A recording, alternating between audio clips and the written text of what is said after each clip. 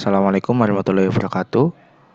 Perkenalkan, kami dari kelompok 1, kami akan mempresentasikan tentang HAM dan demokrasi dalam Islam.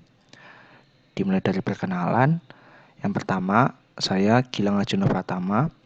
Yang kedua, ada Salman Al-Farisi. Yang ketiga, ada Wahyu Eka Pamungkas.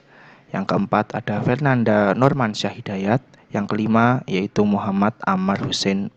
Selanjutnya, kami akan menjelaskan tentang pokok bahasan yang akan kami jelaskan.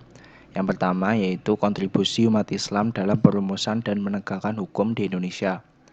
Yang kedua, tujuan dan fungsi hukum Islam dalam kehidupan bermasyarakat. Yang ketiga, HAM menurut ajaran Islam. Dan yang terakhir, demokrasi dalam Islam. Langsung pada subbab yang pertama yaitu kontribusi umat Islam dalam perumusan dan penegakan hukum di Indonesia. Kontribusi umat Islam dalam perumusan dan penegakan hukum di Indonesia nampak jelas setelah Indonesia merdeka. Walaupun demikian, bukan berarti pada fase awal sebelum proklamasi kemerdekaan, umat Islam tidak memiliki kontribusi terhadap negara Indonesia. Banyak hal yang telah dilakukan oleh umat Islam, termasuk salah satunya yaitu lahirnya proklamasi kemerdekaan 17 Agustus 1945, juga merupakan hasil dari perjuangan umat Islam dengan beberapa komponen bangsa yang lainnya. Peran dan lahirnya Pancasila dan Undang-Undang Dasar 1945. Indonesia merupakan negara yang bukan berideologikan Islam, namun kerangka acuan dalam pengembangan aturan hukum dan perekonomian banyak mengacu pada nilai-nilai Islam. Pancasila pada awal mulanya merupakan hasil perubahan dari Piagam Jakarta dengan menghilangkan 7 kata pada sila pertama. Kelahirannya juga tidak bisa dilepaskan dari kontribusi umat Islam. Kondisi demikian senada dengan pendapat Dawam Raharjo mengutip dari perkataan Kuntowijoyo bahwa ekonomi Indonesia yang berbasis pengembangannya berdasarkan Pancasila merupakan objektivitas dari sistem ekonomi Islam. Argumentasi dasar ini dapat diidentifikasi melalui tujuan dan misi negara Indonesia yang tercermin pada pembukaan Undang-Undang Dasar 1945 dan 5 Sila Pancasila. Dalam alinea ketiga pembukaan Undang-Undang Dasar 1945 dirumuskan 4 tujuan pokok bangsa Indonesia. Slide selanjutnya menjelaskan tentang lahirnya regulasi perundang-undangan berkaitan hukum Islam. Kontribusi umat Islam dalam perumusan dan penegakan hukum semakin nampak jelas dengan ditandai lahirnya beberapa peraturan perundang-undangan yang berkaitan langsung dengan hukum Islam. Beberapa regulasi tersebut dapat disimak dalam rumusan berikut ini. Di sana sudah nampak jelas jeda beberapa tahun lahirnya regulasi undang-undang yang mengatur tentang hukum Islam. Ada kalanya mengatur tentang perkawinan, ada kalanya tentang perwakafan, ada kalanya tentang peradilan agama, serta tentang kompilasi hukum Islam dan lainnya pengelolaan zakat. Dan sampai sekarang ada lembaga keuangan syariah yang terdiri dari bank syariah, asuransi, dan pasar modal. Slide selanjutnya menjelaskan tentang tujuan dan fungsi hukum Islam dalam kehidupan bermasyarakat. Hukum Islam merupakan seperangkat aturan yang digali dari Al-Quran dan Al-Hadis sebagai sumber pokoknya. Keberadaannya sangat penting dalam mengawal kehidupan manusia agar selaras dengan tujuan penciptaan manusia yang terkandung dalam Al-Quran surat Az-Zariyat ayat 56. Dalam pandangan para ulama, makna ibadah yang terkandung dalam surat Az-Zariyat ayat 56 terkandung dua maksud. Hal ini sebagaimana Mustafa Al-Marawi dalam tafsirnya menyatakan bahwa ibadah dalam konsepsi Islam mengacu pada ayat tersebut ada dua macam. Yang pertama, ada kalanya ibadah mahdoh dan ada kalanya ibadah ghair mahdoh. Ibadah mahdoh yaitu hubungan vertikal antara manusia dengan Allah, atau nama lainnya itu hablum minallah. Contohnya salat, zakat, dan puasa. Sedangkan ibadah ghairul mahdhuf yaitu hubungan horizontal antara manusia dengan sesamanya, atau dapat kita katakan hablum minan nas, contohnya gotong royong dan lain-lain.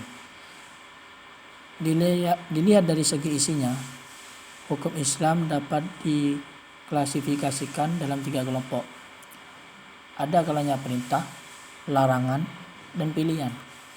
Nah, perintah tersebut ada 2. Ada kalanya perintah yang wajib, ada kalanya perintah yang sunnah. Dan larangan ada 2. Ada larangan yang haram, ada larangan yang makruh. Sedangkan pilihan itu ada 1, yaitu mubah. Menurut Abu Ishaq Asy-Syatibi merumuskan 5 tujuan hukum Islam. Di antaranya, pertama, memelihara agama. Agama adalah sesuatu yang harus dimiliki oleh setiap manusia agar martabatnya dapat terangkat lebih tinggi. Beragama merupakan kebutuhan manusia yang harus dipenuhi karena agama yang dapat menyentuh hati nurani manusia. Agama Islam harus terpelihara dari ancaman orang-orang yang merusak akidah, syariah, dan akhlak atau mencampur adukkan agama Islam dengan paham yang batil. Agama Islam memberikan perlindungan kepada pemeluk agama lain untuk menjalankan ibadah sesuai keyakinannya. Agama Islam juga tidak memaksakan pemeluk agama lain untuk memeluk agama Islam. Yang kedua, memelihara jiwa. Hukum Islam wajib memelihara hak manusia untuk hidup dan mempertahankan hidupnya. Islam melarang pembunuhan sebagai upaya menghilangkan jiwa manusia dan melindungi berbagai sarana yang dipergunakan manusia untuk mempertahankan kemaslahatan hidupnya. Yang ketiga, memelihara akal. Akal memiliki peranan penting dalam hidup dan kehidupan manusia. Dengan akal, manusia dapat memahami wahyu Allah dengan baik yang terdapat dalam kitab suci atau ayat-ayat kauliyah maupun yang terdapat pada alam, ayat-ayat kauniyah. Dengan akal, manusia dapat mengembangkan ilmu pengetahuan dan teknologi. Seseorang tidak akan dapat menjalankan hukum Islam dengan baik dan benar tanpa mempergunakan akal yang sehat. Untuk itu, Islam melarang keras minuman yang memabukkan dan memberikan hukuman pada orang yang merusak akal. 4. Memelihara keturunan. Memelihara keturunan di dalam Islam adalah hal yang sangat penting. Karena itu, meneruskan keturunan harus melalui perkawinan yang sah menurut ketentuan Islam yang ada dalam Al-Quran dan As-Sunnah. Dan dilarang melakukan perbuatan zina hukum kekeluargaan. Dan hukum kewarisan yang ada dalam Al-Quran merupakan hukum yang erat kaitannya dengan pemurnian keturunan dan pemeliharaan keturunan. 5. Memelihara harta. Menurut ajaran Islam, harta merupakan pemberian Allah kepada umat manusia demi kelangsungan hidupnya. Untuk itu, manusia dilindungi haknya untuk memperoleh harta dengan cara-cara yang halal, sah menurut hukum, dan benar menurut ukuran moral. Seiring dinamika kehidupan masyarakat dewasa ini, muncul berbagai macam persoalan yang dihadapi manusia. Berbagai permasalahan tersebut harus dikelola dengan baik untuk dicarikan solusinya dengan tetap berpatokan pada ketentuan-ketentuan yang telah digariskan dalam Al-Quran dan Al-Hadis.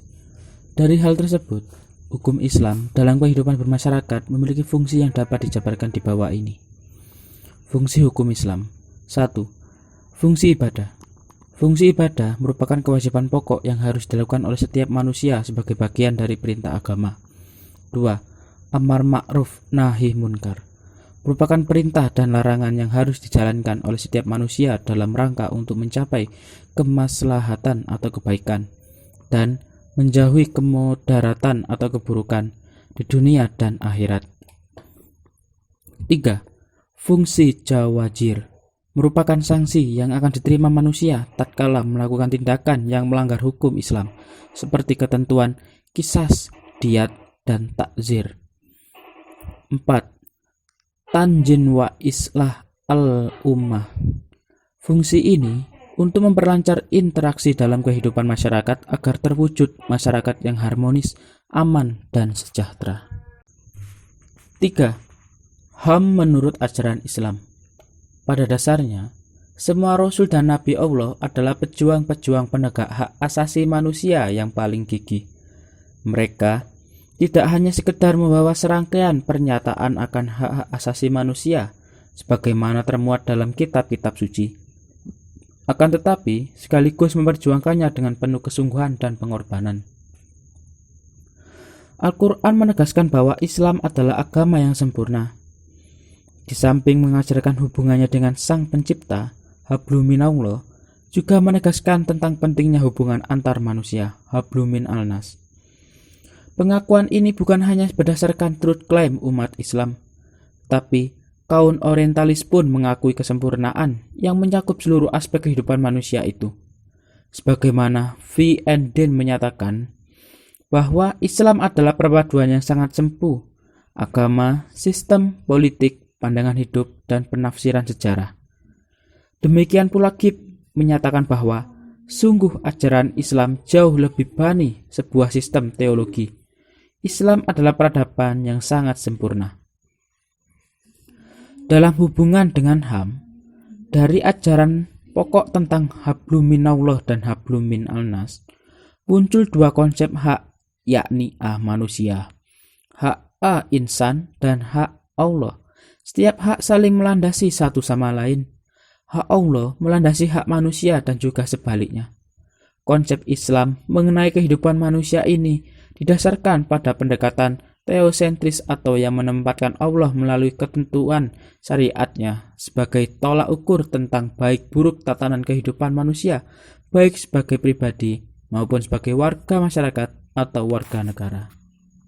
Oleh karena itu, konsep Islam tentang HAM berpijak pada tauhid, yang pada dasarnya di dalamnya mengandung ide persamaan dan persaudaraan manusia yang oleh Harun Nasution disebut sebagai ide perkemahlukan.